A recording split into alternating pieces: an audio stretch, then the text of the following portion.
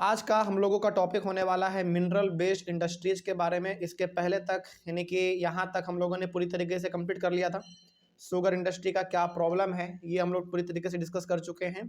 और आज हम लोग डिस्कस करने जा रहे हैं एक बिल्कुल फ्रेश टॉपिक और एक नया टॉपिक का नाम है मिनरल बेस्ड इंडस्ट्रीज। देखिए, इस टॉपिक में हम लोग बेसिकली उस प्रकार के इंडस्ट्री के बारे में डिस्कस करेंगे जो कि मिनरल का इस्तेमाल करते हैं एज अ रॉ मटेरियल। ठीक है, चलिए देखते हैं क्या लिखा हुआ है। हालांकि आपको मिनरल बेस्ड इंडस्ट्रीज का डेफिनेशन पहले से पता है, लेकिन एक बार दोबारा देख लेते हैं। The industry which gets its raw material from mineral is known as mineral based industry. यानी कि ऐसा इंडस्ट्री जो अपना रॉ मटेरियल कहाँ से ले, मिनरल से ले, उसी को हम लोग कहते हैं मिनरल बेस्ड इंडस्ट्री। सिंपल सा एग्जाम्पल इसका बहुत सारा है। आयरन एंड स्टील इंडस्ट्री है, केमिकल इंडस्ट्रीज है, फिर से फर्टिलाइजर इंडस्ट्री है, सीमेंट इंडस्ट्री है और भी बहुत सारी इंडस्ट्री है। तो कहने का मतलब ये हो गया कि मिनरल बेस्ड इंडस्ट्री हमारे पास एक दो नहीं है बल्कि बहुत सारे हैं। अब इनमें से जो पहला हमारा था आयरन एंड स्टील इंडस्ट्री, चलिए इसके बारे में डिटेल डिस्कशन करते हैं। एक एक करके सब आएगा, ठीक है। आयरन एंड स्टील भी आएगा, केमिकल भी आएगा, फर्टिलाइजर भी आएगा, सीमेंट भी आएगा, सब एक एक करके आता चलेगा और सबके बारे में हम लोग एक एक करके डिस्कस भी करते चलेंगे। तो पहले डिस्कस करते हैं आयरन एंड स्टील इंडस्ट्री के बारे में। इसमें कहा जा रहा है कि the iron and steel industry are the basic industry because all the other industries like heavy, medium and light industry depend on iron and steel industry for their machinery। देखो, आयरन एंड स्टील इंडस्ट्री को ना हम लोग basic industry इसलिए कहते हैं, मतलब basic industry इसलिए कहते हैं क्योंकि ये एकलौता ऐसा इंडस्ट्री है जो कि बहुत सारे इंडस्ट्री को सपोर्ट करती है। जैसे मान लीजिए, सपोज कीजिए कि आपको ना एक ऐसा इंडस्ट्री लगाना है जिसमें सीमेंट बनता है, सपोज कीजिए, लेकिन क्या उसका आप जो इंफ्रास्ट्रक्चर तैयार करोगे, एक पूरा जो फैक्ट्री बनाओगे, क्या उसमें आयरन और स्टील का इस्तेमाल नहीं है? बिल्कुल है। तो वो कहाँ से आएगा? इस इंडस्ट्री से आएगा। उसी प्रकार से मान लीजिए कि आपके पास सीमेंट का इंडस्ट्री है, सीमेंट बनाने वाले मशीन जो है वो किससे बने होंगे? आयरन और स्टील से ही मिलकर बना होगा, और वो कहाँ से आएगा? आयरन और स्टील के इंडस्ट्री से आएगा। कहने का मतलब ये हो गया कि आयरन और स्टील इंडस्ट्री हमारा बेसिक इंडस्ट्री इसलिए कहलाता है क्योंकि ये बहुत सारे अलग अलग इंडस्ट्री को ग्रो करने में मदद करता है। ठीक है, आगे बढ़ने में मदद करता है। चाहे आप हैवी का बात करो, चाहे मीडियम का बात करो, चाहे लाइट इंडस्ट्री का बात करो, किसी इंडस्ट्री का आप बात करो, हर इंडस्ट्री को जो बेसिक सपोर्ट देता है वो आपका आयरन और स्टील ही देता है। ठीक है, क्योंकि देखो, कोई भी इंडस्ट्री आप उठा के देख लो, वहाँ पे आयरन और स्टील का इस्तेमाल तो होता ही है। ठीक है, चाहे वो पूरा सेटअप तैयार करने में लगा हो आयरन और स्टील, या फिर मशीन में लगा हो, या फिर किसी भी चीज़ में लगा हो, लेकिन आयरन और स्टील इंडस्ट्री तो वहाँ पे इस्तेमाल होता ही है। ठीक है, आगे, steel is needed to manufacture a variety of engineering goods, construction material, defence, medical, telephonic, scientific equipment and a variety of consumer goods. देखो, स्टील का इस्तेमाल ना हम लोग बहुत सारे अलग अलग चीज़ों को बनाने के लिए करते हैं। बहुत सारे ऐसे सामान भी बनते हैं स्टील के जो कि इंजीनियर इस्तेमाल करते हैं। कंस्ट्रक्शन में हम लोग इस्तेमाल करते हैं। डिफेंस में बहुत सारे ऐसे हमारे वेपन हैं, बंदूक ये सब हैं, मतलब कि अलग अलग प्रकार के टैंक है जो कि स्टील से मिलकर बने हुए हैं। मेडिकल में भी ऐसे बहुत सारे इक्विपमेंट हैं जो कि स्टील से मिलकर बने हुए होते हैं। यानी कि हर फील्ड में आपको लगभग स्टील का इस्तेमाल देखने को मिल जाता है। ठीक है, iron and steel industry is a heavy industry because all the raw materials as well as finished goods are heavy and bulky.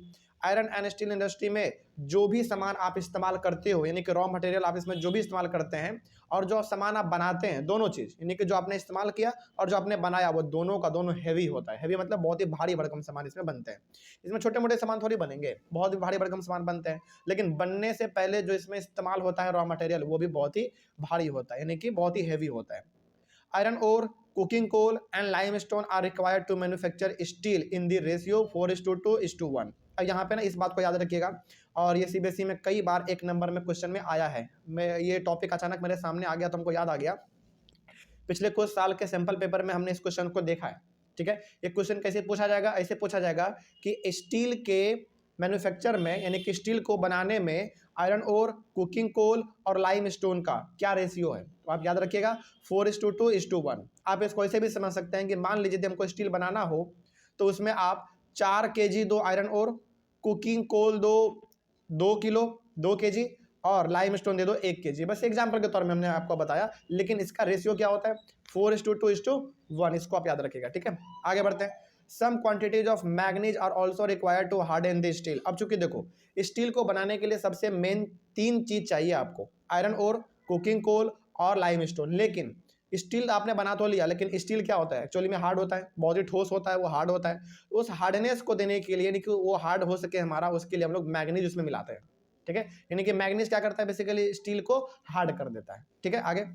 Today India produces 32.8 million tons of steel. सोचो, ये बहुत बड़ी बात है हमारे लिए। यानी कि इंडिया आज 32.8 million ton steel India produce करता है, जो कि हमारे लिए गर्व की बात है। आगे, India is in the 9th position among the world in steel production. पूरी दुनिया में भारत 9वें पोजीशन पे आता है स्टील के प्रोडक्शन में। 9वें, आपके बुक में थर्ड है, ठीक है, कोई बात नहीं, तो आप लोग थर्ड इस्तेमाल कर लीजिएगा। और हमने आपको बार बार कहा है कि अकॉर्डिंग टू बुक ना, मतलब कि बुक के अकॉर्डिंग नहीं कह सकते, एडिशन के अकॉर्डिंग वैल्यू थोड़ा सा चेंज हो जाता है, इसको आप लोग अपने अकॉर्डिंग चेंज कर लीजिएगा। जैसे आपके बुक में कितना लिखा हुआ है? यहाँ पे लिखा हुआ 32.8 मिलियन टन, आपके बुक में कितना है? 95.6। सोचो, मतलब कि आपके बुक में जो करंट डाटा होगा ना, वो आप बिल्कुल वही लिखिएगा। हालांकि ये भी आप लिख देते हैं तो कोई दिक्कत नहीं होगा, लेकिन कोशिश कीजिए कि ज्योग्राफी में जो करंट डाटा होता है वो लिखा जाए, क्योंकि उससे नंबर अच्छा मिलता है। ठीक है, तो कोई दिक्कत नहीं है, आप वहाँ पे एक बार अपने बुक में दी है उसको सुधार लीजिएगा। ऑनलाइन में बोले बच्चे, आप लोगों से भी एक रिक्वेस्ट रहेगा कि आप लोग यदि इस टॉपिक को पढ़ रहे हैं तो अपने सामने ज्योग्राफी का बुक खोल के रखेंगे, और जहाँ जहाँ पे वैल्यू यानी कि जो डाटा है, यदि वो कहीं पे अलग आपको दिख रहा है तो वहाँ पे आपको काट के अपना जो नया डाटा आपका वो आप वहाँ पे लिख लेंगे। ठीक है ना, चलिए आगे बढ़ते हैं। आगे अगला फिर आपका है इसमें, हाँ, तो इंडिया कितने पोजीशन पे है? 9th पोजीशन में, लेकिन आपके बुक में थर्ड पोजीशन पे, तो आप थर्ड पोजीशन ही लिखिएगा। ठीक है, देखो होता क्या है ना, एनसीईआरटी बहुत बड़ी ऑर्गेनाइजेशन है इंडिया का, आपको पता है। और ये एनसीईआरटी ऐसा ऑर्गेनाइजेशन नहीं है कि हर बार अपने बुक को वो रिवाइज नहीं करती है, वो रिवाइज करती है हर साल। इसलिए आप खास करके देखोगे, खास करके हर बुक में नहीं, केवल और केवल 2 बुक में, एक ज्योग्राफी में और इकोनॉमिक्स में, ये 2 बुक ऐसा है जो कि बहुत ज़्यादा डाटा उसमें चेंज होता रहता है, क्योंकि ये क्या है बेसिकली हमारे एवरीडे लाइफ में चलने वाला चीज़ है। तो ज्योग्राफी में और इकोनॉमिक्स में डाटा हर साल चेंज होता है, इसलिए आपको डाटा हर साल चेंज करने की जरूरत पड़ेगी। ठीक है, तो अपने अकॉर्डिंग आप इसको बुक में सुधार लीजिएगा। आगे बढ़ते हैं। The per capita consumption of steel is 32 per annum. अच्छा, पर कैपिटा कंजम्पशन का मतलब समझ में आता है? ये कहने का मतलब ये है कि इंडिया में हर आदमी एक साल में 32 केजी स्टील इस्तेमाल करता है। क्या खाने के लिए?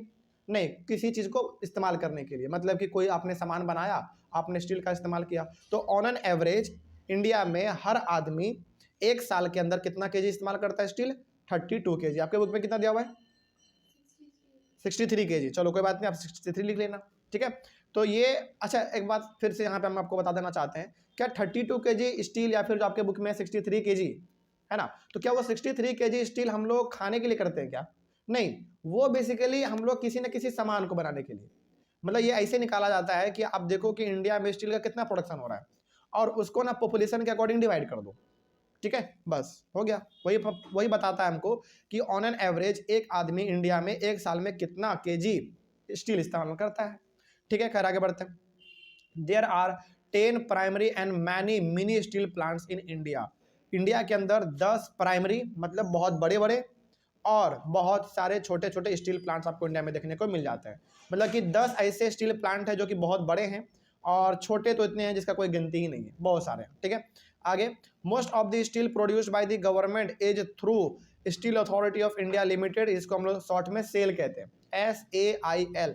यानी कि इंडिया के अंदर ज़्यादातर जो स्टील प्रोड्यूस हो रहा है वो गवर्नमेंट के द्वारा किया जा रहा है, और किस अथॉरिटी के through? Steel authority of India limited के थ्रू। यानी कि ये गवर्नमेंट का एक ऑर्गेनाइजेशन है जिसका काम ही है स्टील को प्रोड्यूस करना। ठीक है, आगे बढ़ते हैं। Most of the steel produced by the private individual is through TISCO in the name of Tata steel. देखो, गवर्नमेंट यदि स्टील प्रोड्यूस कर रही है तो वो किसके तहत? Steel authority of India limited के तहत। ठीक है, लेकिन यदि कोई प्राइवेट आदमी है जो कि स्टील को प्रोड्यूस कर रहा है तो वो टिस्को के थ्रू, और ये टिस्को पता है क्या है? शॉर्ट फॉर्म है टाटा कंपनी का। ठीक है, तो टाटा स्टील जो बेसिकली है, यानी कि जो टाटा कंपनी है वो भी भारी मात्रा में स्टील बनाती है। इसीलिए आप कभी भी रोड पे निकलो, और रोड पे खास करके आप हाईवे पे निकलो, वहाँ पे आपको हर मिनट टाटा का ट्रक बड़े बड़े दिख जाएंगे आपको।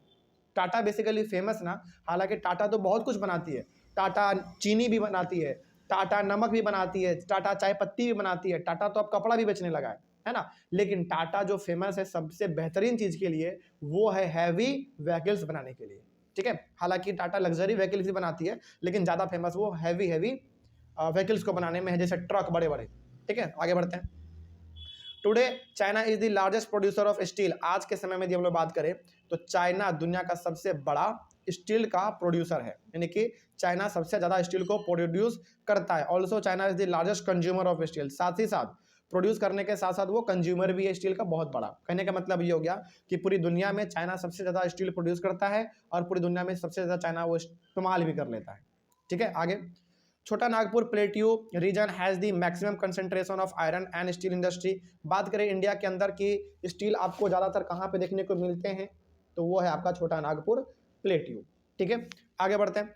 India is an important iron and steel producing country in the world but we are not able to perform to our full potential because of the following reasons. देखो, कहने का मतलब यहाँ पे ये है कि इंडिया में स्टील जो प्रोड्यूस होता है ना वो अच्छा खासा होता है, इसमें कोई शक नहीं है, लेकिन हम लोग पूरी तरीके से भी अभी प्रोड्यूस उसको नहीं कर पा रहे। उसके पीछे कुछ रीजन है और वो रीजन हम लोग समझ लेते हैं। कहने का मतलब क्या हुआ, स्टील प्रोड्यूस करने का क्षमता इंडिया के पास है, बहुत ज़्यादा इंडिया प्रोड्यूस कर सकता है स्टील, लेकिन कुछ रीजन्स की वजह से हम लोग उसको प्रोड्यूस नहीं कर पा रहे। अब वो क्या रीजन है थोड़ा सा इसके बारे में देख लेते हैं। High cost and limited availability of cooking coal. कहने का मतलब ये हो गया कि हमारे पास जो टेक्नोलॉजी है ना वो उतना एफिशिएंट टेक्नोलॉजी नहीं है कि उसका इस्तेमाल करके हम लोग स्टील का प्रोडक्शन कर सके। अब चूंकि आपके पास टेक्नोलॉजी बढ़िया नहीं है तो आपको क्या लगाना पड़ेगा, पैसा ज़्यादा लगाना पड़ेगा, तो पैसा ज़्यादा लगता है। और दूसरे बात हमारे पास जो कुकिंग कोल है, मतलब कि जैसे आप स्टील को क्या करोगे, पिघलाओगे, स्टील को प्रोड्यूस करोगे, वो आपके पास उतना भारी मात्रा में नहीं है, यानी कि वो लिमिटेड है। तो पहला क्या हो गया, high cost and limited availability of cooking coal, मतलब कि स्टील को आप बेसिकली एक अलग रूप देने के लिए उसको हीट देते हैं। ठीक है, और वो आपका बेसिकली कुकिंग कोल है। तो कुकिंग कोल हमारे पास बहुत ही कम होने की वजह से और उसका प्राइस हाई होने की वजह से हम लोग उतना इस्तेमाल नहीं कर पाते हैं, यानी कि प्रोड्यूस हम लोग स्टील नहीं कर पाते उतना। ये पहला रीजन हो गया। दूसरा रीजन है लोअर प्रोडक्टिविटी ऑफ लेबर। यहाँ पे लेबर भी अच्छी तरीके से आपको नहीं मिलते हैं जो कि स्टील को बेहतर तरीके से बना सके। देखो, आपको लग रहा होगा ना कि सर लेबर क्या, लेबर तो इंडिया में बहुत सारे हैं, कहीं से भी पकड़ के लेके आ जाओ स्टील को प्रोड्यूस कर दो। नहीं, यहाँ पे हर प्रकार के लेबर का आप इस्तेमाल नहीं कर सकते हैं। इसमें जो लेबर चाहिए वो हाईली स्किल्ड चाहिए, बहुत इन्फॉर्मेटिव वाले चाहिए। ठीक है, आगे बढ़ते हैं। उसके बाद है इरेगुलर सप्लाई ऑफ एनर्जी, मतलब कि बिजली हमेशा ना रहने के वजह से भी नहीं बना पा रहे हैं हम लोग। चौथा है पुअर इंफ्रास्ट्रक्चर, मतलब कि पुअर इंफ्रास्ट्रक्चर का मतलब हो गया कि सड़क बढ़िया नहीं है, एक बड़ा सा हमारे पास कोई ऑर्गेनाइजेशन नहीं है जो कि उसको प्रोड्यूस करने का जिम्मेदारी ले सके बढ़िया तरीके से, यही हो गया हमारा infrastructure. Lower investment in research and development, research और डेवलपमेंट में यानी कि कहाँ पे स्टील है, कैसे उसको पता किया जाए, कैसे उसको बाहर निकाला जाए, इसके ऊपर बहुत ही कम खर्च किया जा रहा है। यानी कि ऑब्वियस सी बात है, आप रिसर्च कम कर रहे हैं, खर्च कम कर रहे हैं, तो ऑब्वियस सी बात है आप स्टील भी प्रोड्यूस कम ही कर पाएंगे। ठीक है, तो ये ऐसे कुछ रीजन्स हैं, ये मतलब ये ऐसे कुछ ऐसे कारण हैं जिसके वजह से इंडिया अपना पूरी तरीके से स्टील प्रोड्यूस नहीं कर पा रहा है। ठीक है, लेकिन इसमें एक पॉइंट और है जो कि आपको बहुत ही ध्यान में याद रखना है। Liberalisation and foreign direct investment यानी कि FDI have given a boost to iron and steel industry. यहाँ पे ना एक बात जो आपको ध्यान में रखना है, वो एक वर्ड है लिबरलाइजेशन। लिबरलाइजेशन का मतलब क्या, थोड़ा सा आपको बताते हैं। देखो, हमारा देश जब आज़ाद हुआ ना, इसको थोड़ा सा आप ऐसे समझना, जो हम समझा रहे हैं उसको समझिए।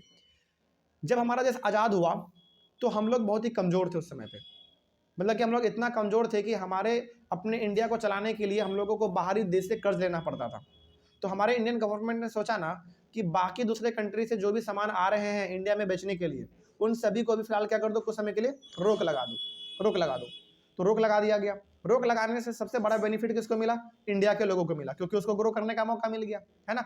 लेकिन बाद में जब हम लोग 10 साल 20 साल 25 साल 30 साल आगे बढ़ गए तो इंडियन गवर्नमेंट को यह समझ में आया कि यार ये रोक लगाना ना बिल्कुल गलत बात है, यानी कि दूसरे कंट्री को भी हमारे यहाँ पे आने का मौका दो, इससे कंपटीशन बढ़ेगा, इससे लोगों के पास चॉइस बढ़ेगा सामानों को खरीदने का। जब ये हमारा सिस्टम हट गया, यानी कि सभी को आने का मौका मिल गया, इसी को हम लोग कहते हैं लिबरलाइजेशन। ठीक है, लिबरलाइजेशन। और दूसरा फॉरेन डायरेक्ट इन्वेस्टमेंट, मतलब कि जब कोई दूसरे कंट्री का आदमी आपके यहाँ पे आके इन्वेस्टमेंट करता है, पैसा लगाता है, इंडस्ट्री सेटअप करता है, उसी को हम लोग कहते हैं फॉरेन डायरेक्ट इन्वेस्टमेंट। तो दो ये इससे कारण हैं, लिबरलाइजेशन और फॉरेन डायरेक्ट इन्वेस्टमेंट। इन दोनों के वजह से इंडिया के अंदर आयरन और स्टील इंडस्ट्री को बहुत बड़ा बूम मिला है। ठीक है, कहने का मतलब हो गया कि बाहर के कंट्री के लोग भी इंडिया में अब आ रहे हैं, अपना आयरन और स्टील का प्लांट लगा रहे हैं। ठीक है, और आयरन और स्टील का प्लांट लग रहा है इंडिया में, इसका सीधा सा मतलब है इंडियन गवर्नमेंट को प्रॉफिट हो रहा है और हमारे लोगों को रोजगार मिल रहा है। सिंपल सा, कोई दिक्कत नहीं इसमें। चलिए, इस तरीके से हमारा आयरन एंड स्टील इंडस्ट्री भी कंप्लीट हुआ। अगला है आपका एल्यूमिनियम स्मेल्टिंग। इसके बारे में देखा जाए क्या लिखा हुआ है। एल्यूमिनियम स्मेल्टिंग में क्या है देखा जाए। Aluminium smelting is the second most important metallurgical industry in India. अब देखो, एल्यूमिनियम स्मेल्टिंग का मतलब होता है क्या, पहले आप इसको ऐसे समझो। अच्छा, एक बात बताइए, क्या आपके यहाँ पे जो एल्यूमिनियम आता है, क्या वो पूरी तरीके से जमीन से निकला और आपके घर पे आ गया, ऐसा होता है क्या? बिल्कुल नहीं। देखो, जब भी पहली बार कोई चीज़ हम लोग जमीन से बाहर निकालते हैं ना, वो बहुत ही गंदा होता है, बहुत ही खराब होता है, उसमें धूल मिट्टी सब मिले हुए होते हैं। लेकिन फिर हम लोग उसको क्या करते हैं, पिघलाते हैं। पिघलाने के बाद जो प्योर सब्सटेंस होता है उसको हम लोग अलग करते हैं। तो एल्यूमिनियम को जो साफ करने का तरीका है, एल्यूमिनियम को जो प्रोड्यूस करने का तरीका है, उसी को हम लोग कहते हैं एल्यूमिनियम स्मेल्टिंग। जैसे मान लीजिए कि आपने जमीन से कुछ चीज़ बाहर निकाला और आपको पता चला कि अच्छा ये वो चीज़ है जिससे कि एल्यूमिनियम बनाया जा सकता है, तो आप उसको क्या करोगे, पहले ऑब्वियस सी बात है पिघलाओगे। तो एल्यूमिनियम बनाने के लिए एल्यूमिनियम को पिघलाना तो जरूरी है। वही है हमारा इसमें एल्यूमिनियम स्मेल्टिंग। यानी कि एल्यूमिनियम स्मेल्टिंग, सिंपल सा आप इसे समझो कि एल्यूमिनियम हमारे इंडिया का second most important metallurgical industry है। मेटलर्जिकल इंडस्ट्री मतलब जहां पे मेटल का काम होता है, ठीक है, इस बात को आप याद रखेंगे। पहले नंबर पे तो आपका वही है आयरन और स्टील, सिंपल सा। सेकंड नंबर पे आपका है एल्यूमिनियम, ठीक है। अगला, aluminium is light, resistant to corrosion and a good conductor of heat and electricity. कहने का मतलब है एल्यूमिनियम बहुत ही हल्का होता है एज कम्पेयर टू स्टील और आयरन, बहुत ही हल्का होता है ये, पहला बात। दूसरा बात, इसमें जल्दी जंग नहीं लगता। तीसरा बात, ये बहुत ही अच्छा कंडक्टर है हीट और इलेक्ट्रिसिटी का, यानी कि हीट और इलेक्ट्रिसिटी दोनों इससे आसानी से पास कर जाते हैं, ठीक है। Malleable and become strong when it is mixed with other metals. और सबसे बड़ी बात, इसके पास ना मेलिबिलिटी का प्रॉपर्टी है। याद कीजिए, आपने एक टॉपिक पढ़ा था मेटल्स एंड नॉन मेटल्स में, मेलेबिलिटी एंड डक्टिलिटी। डक्टिलिटी तो होता है जिसको कि हम लोग थीन वायर में कन्वर्ट कर सकते हैं, और मेलेबिलिटी का मतलब होता है जिसको पीट पीट के थीन सीट्स में कन्वर्ट कर सकते हैं। तो एल्यूमिनियम को आप पीट पीट के बहुत ही पतले पतले सीट्स में कन्वर्ट कर सकते हैं, ये इनके पास प्रॉपर्टी है बेसिकली। और यदि आप एल्यूमिनियम को किसी दूसरे मेटल के साथ मिला देते हैं तो बहुत ही ठोस हो जाता है, बहुत ही स्ट्रांग हो जाता है, ठीक है। ये एल्यूमिनियम का बेसिकली खासियत है। आगे, it is used to manufacture aircraft, utensils and wires. अच्छा, आपको पता है एरोप्लेन जो है उसमें सबसे ज्यादा क्या इस्तेमाल होता है, आयरन, स्टील या एल्यूमिनियम? बताइए। एरोप्लेन जितने भी आपके पास हैं, चाहे वो एरोप्लेन जो मतलब जो उड़ता है, स्पाइस जेट हो, चाहे वो आपका एयर इंडिया हो, कुछ भी हो, जो भी एयरप्लेन आप देखते हैं, उसमें ज़्यादातर जो सामान इस्तेमाल होता है ना, वो एल्यूमिनियम का होता है। एल्यूमिनियम क्यों? क्योंकि देखो ये बहुत ही हल्का होता है, पहला बात। दूसरी बात, हल्का होने के साथ साथ ये सस्ता भी होता है एल्यूमिनियम।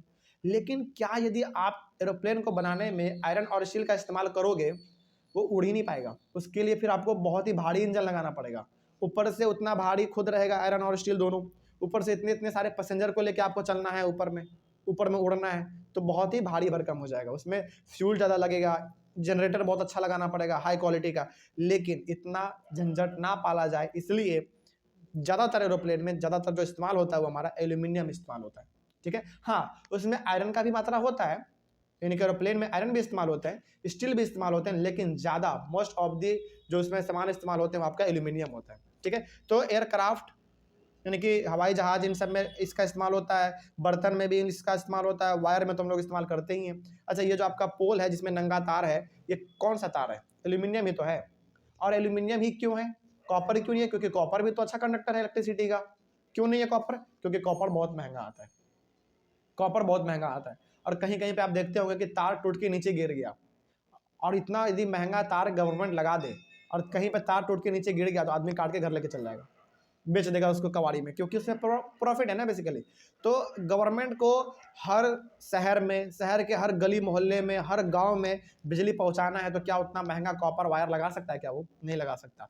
इसलिए हर जगह पे आपको एल्यूमिनियम का नंगा तार दिख जाता है। अब तो वो कवर वाला भी आने लगा है, अब कवर वाला, लेकिन पहले तो नंगा तार ही चलता था, ठीक है। आगे बढ़ते हैं। It is use as a substitute of steel, copper, zinc and lead in a number of industries. यानी कि बेसिकली एल्यूमिनियम का इस्तेमाल हम लोग सब्सटीट्यूट के तौर पे करते हैं। जैसे मान लीजिए आपको स्टील इस्तेमाल नहीं करना है, कॉपर इस्तेमाल नहीं करना है, जिंक इस्तेमाल नहीं करना है, लीड इस्तेमाल नहीं करना है, तो इन सबके जगह पे आप क्या इस्तेमाल कर लो? एल्यूमिनियम इस्तेमाल कर लो, क्योंकि एल्यूमिनियम इन सभी का सब्सटीट्यूट है, ऑल्टरनेटिव जिसको हम लोग कह सकते हैं, ठीक है। आगे, there are 8 aluminium smelting plants in India which are located in Odisha, West Bengal, Kerala, Uttar Pradesh, Chhattisgarh, Maharashtra and Tamil Nadu.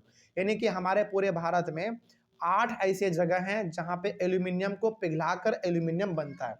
आपको लग रहा होगा कि सर एल्यूमिनियम को पिघला के एल्यूमिनियम कैसे बनाएंगे? यहाँ पे एल्यूमिनियम को पिघलाने का मतलब ये है कि जैसे आपने जमीन से बाहर निकाला, आपको आपने रिसर्च किया, आपको पता चला कि अच्छा इससे क्या बनाया जा सकता है, एल्यूमिनियम प्रोड्यूस किया जा सकता है, तो उसको आप बेसिकली पिघालते हो, है कि नहीं? तो एल्यूमिनियम का इसमें यानी कि एल्यूमिनियम जहाँ पे हमारा बनता है वो प्लांट हमारे इंडिया में 8 जगह पर है और ये सारे के सारे स्टेट हैं 8, यहीं पे आपको मिलते हैं सिर्फ ज़्यादा। आगे, bauxite is a dark reddish coloured raw material which is used in aluminium smelting plants to obtain aluminium.